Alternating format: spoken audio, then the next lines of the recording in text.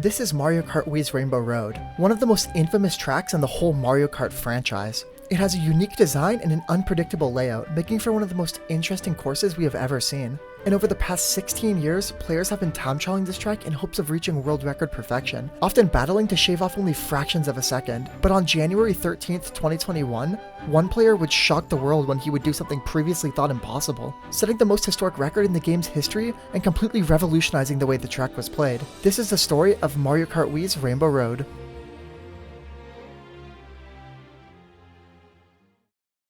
First, we will take a look at the layout of the track and what makes it so infamous. Rainbow Road starts out with a bump, followed by a massive downhill with 3 boost panels on it before tricking off of a flip trick ramp.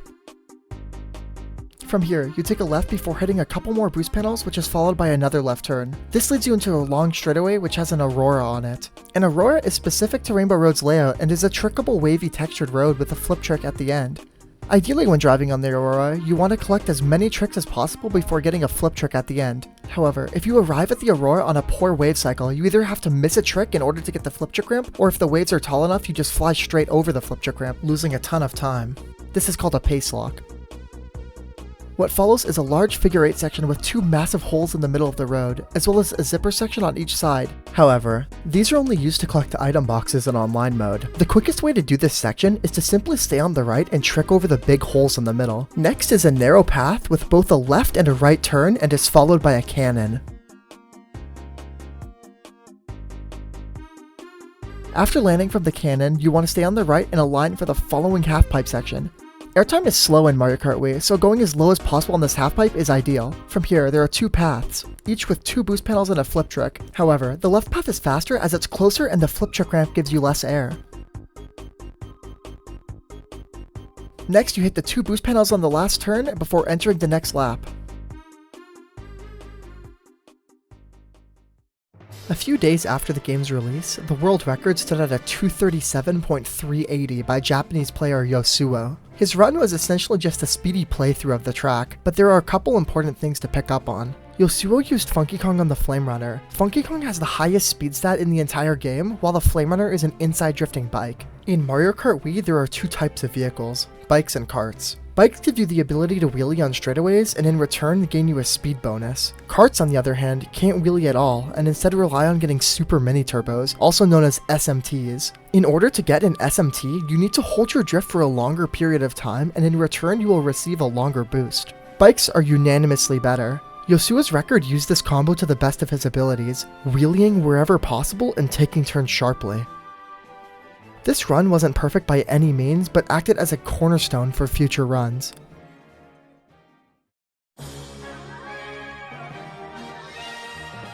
Over the next 10 days, Yasuo would optimize the track further, lowering his time down to a 233.582.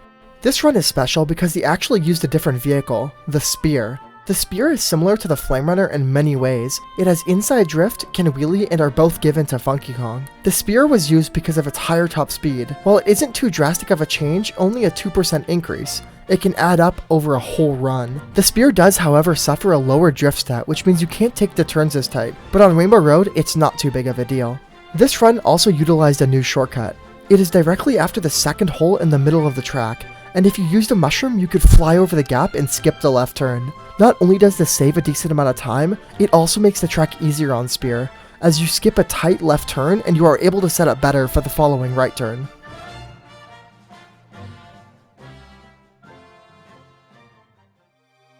Over the next couple months, the world record would be lowered to a 230.782 by Japanese player Sro. This run used the same strats as Yasuo's 233.582, but was much more optimized. Sro got lower tricks, took turns tighter, and had a much better half-pipe section. This run, however, wouldn't last very long, as Canadian player Cole would end up setting a 230.622. What's notable about Cole's run is he actually decided to switch back to the Flame Runner. Cole realized the time save from using the Spear wasn't as big as people thought. This is because when you are in a mushroom boost, trick boost, or in a boost panel, your speed is capped to 120 km an hour. And since Rainbow Road has so many of these, you don't gain any extra time off the higher speed stat the spear has to offer. Cole also did a couple other strats in this run. On the Aurora, he opted to miss the last stunt trick lap 1 in order to hit a double flip trick ramp. While this is slower momentarily, it saves quite a lot of time overall.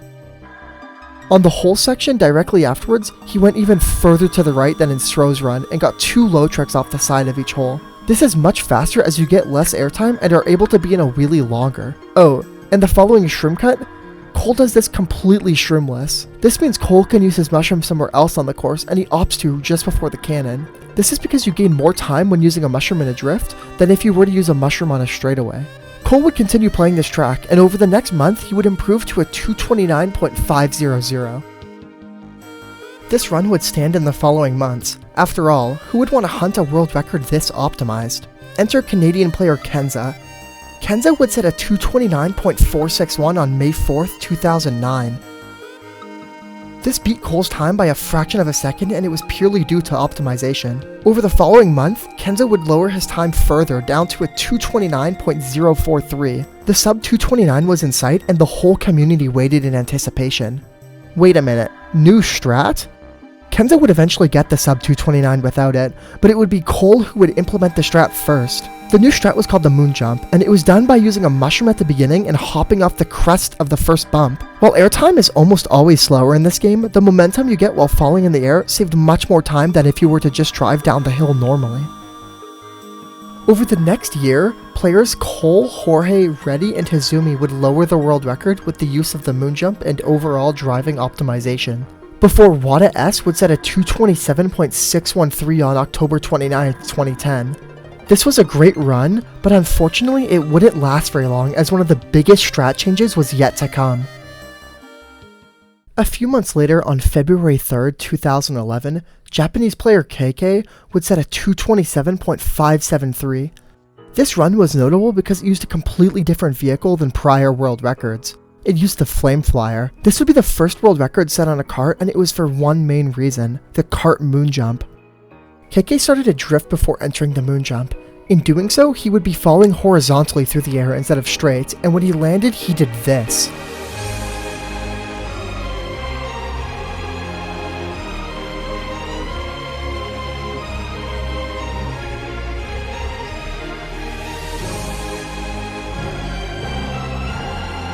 If you time a hop for when you land from the moon jump, all the momentum gained while falling in the air can be transferred to horizontal momentum. If done correctly, you can use this momentum to fly over this gap and completely skip the left turn. While this does save a lot of time, it isn't the only reason kart is faster on this track. Using a kart allows you to get every trick on the Aurora. Normally the zippers on the side are only used to collect the item boxes and are much slower. Using a kart allows you to collect a trick on the hole like usual, then swing wide and collect a boost off the first zipper, before landing and finally getting a flip trick off the second zipper. These strats, along with great driving elsewhere, allowed KK to snag the world record and simultaneously change the track forever.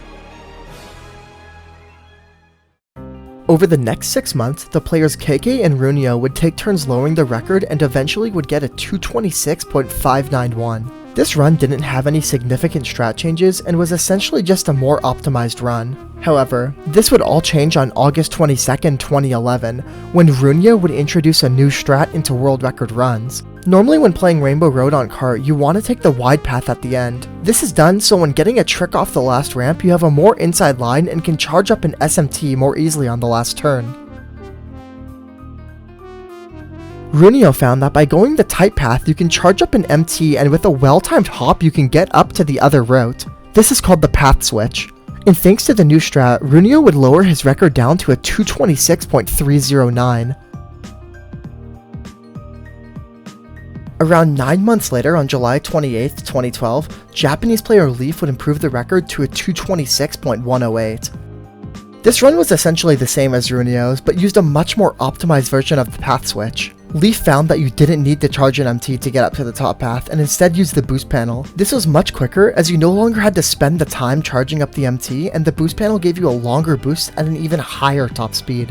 This strategy, along with greater optimization in the rest of the run, allowed Leaf to bring the record down to a 225.947, getting the first sub 226. Over the next couple months, players such as Leaf, KK, and A. Wesker would take turns lowering the record before A. Wesker would set a big run. On November 6, 2012, A. Wesker would set a 225.372. This run had great driving, nailed every strategy, and was overall an incredible record for the time, which made for an extremely daunting record to take down. This run would stand for the next 3 years untouched.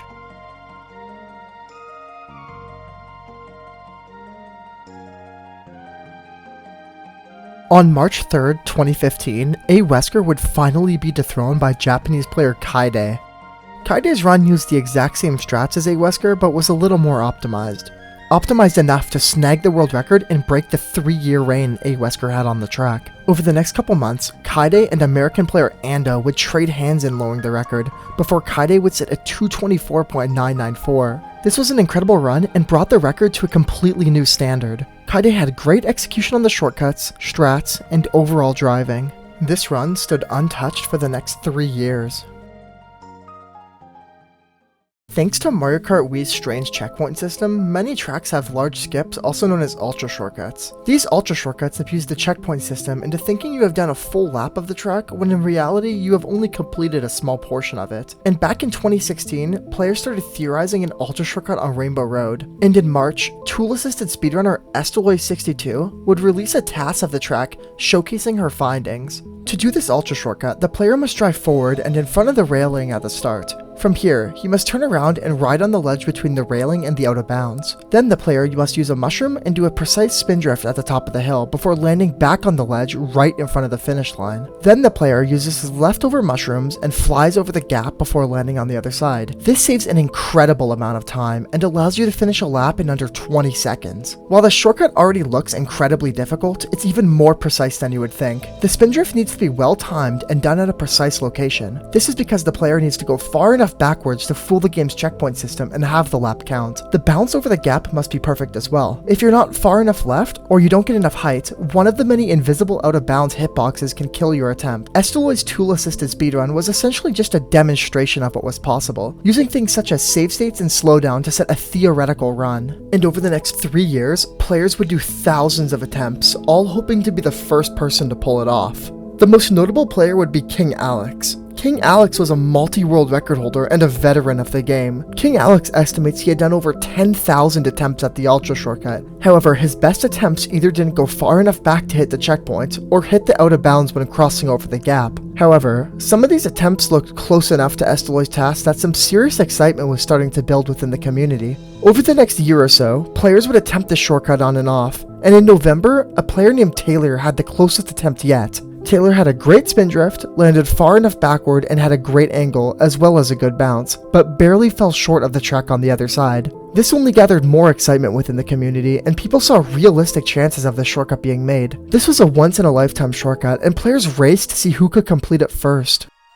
The community would get more help when Tasser CF would release a YouTube video where he made it to the other side on the Quacker. The Quacker has a significantly lighter weight stat than the Spear, so getting the air needed to cross the gap was much easier. Arthur would be the first to get any real success with the new vehicle change, landing on the other side for the first time. However, he didn't travel far enough backwards to fool the game's checkpoint system, and would get no lap count when crossing over the finish line. Players such as Core and Happy with Sugar would follow the same fate. Happy with Sugar would go on to do this a total of 6 times, all without a lap count. 5 years after the shortcut's discovery, and a combined effort by the game's greatest players, and nobody could pull it off.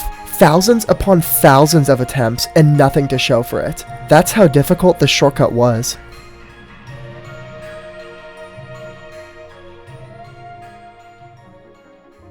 This would all change one day when Arthur would start doing more attempts on stream, but this wasn't the typical stream people were expecting. Arthur had made history.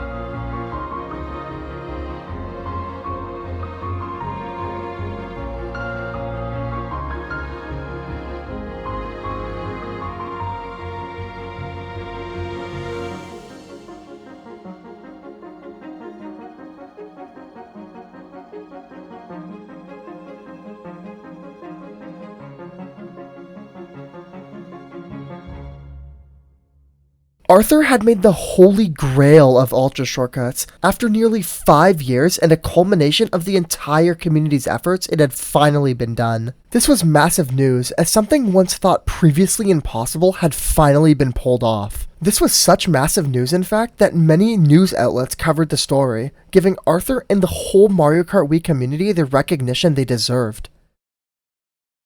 This surprisingly isn't where the story ends though, as Arthur's amazing accomplishment was just the beginning. Shortly after Arthur's run, other skilled players such as Logan started doing attempts for themselves, and 3 months later, on April 4th, 2021, he managed to pull it off.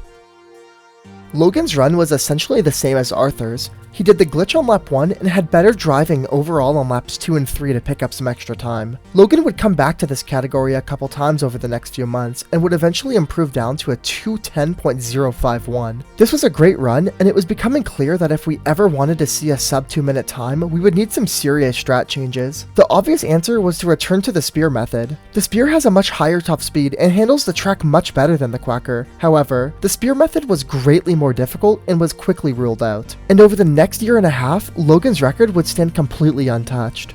That was until speedrunner Justin posted a YouTube video that would completely revolutionize the way the glitch was done. Over the prior months, players had been experimenting with the weird properties outside drifting bikes have. Players found that when you hit a wall with the rear end of the bike, there is a chance you will receive a wall clip and be sent into the air. This had been used to hit another glitch on Shy Guy Beach months prior. Justin found that if this was done at the beginning of Rainbow Road, you could clip over the railing, avoid the out of bounds, hit the key checkpoint, and make it to the other side. This method is surprisingly much easier than any prior method, and is faster too. Over the next couple days, players would make the glitch many times before Justin himself would set a 1:59.606, setting the first sub 2 minute run. During this time, players also found that the shortcut was possible with only one shroom, which means that the glitch could be hit multiple times in a single run. This glitch, however, was still incredibly difficult, and if you were hunting the world record at this time, it was still much easier to improve the post-glitch driving on a 1-for-3 run than it would be to go for a 2-for-3 glitch run. The record would eventually be lowered down to a 154.615 by American player Vincent. This was an incredible run. It hit the glitch on lap 1, did the moon jump twice, and had amazing driving on laps 2 and 3. Unfortunately, this run would not stand for very long, as only 2 days later, on June 15th, 2023, Neptune would set a 124.751, being the first person to hit the glitch twice in a single run. This is where the record stands today. Will a 3-for-3 run ever be set? Nobody is currently attempting this daunting task, but if it were to ever be done, it would be the most monumental accomplishment in Mario Kart history. The only question is, who will be the one to do it?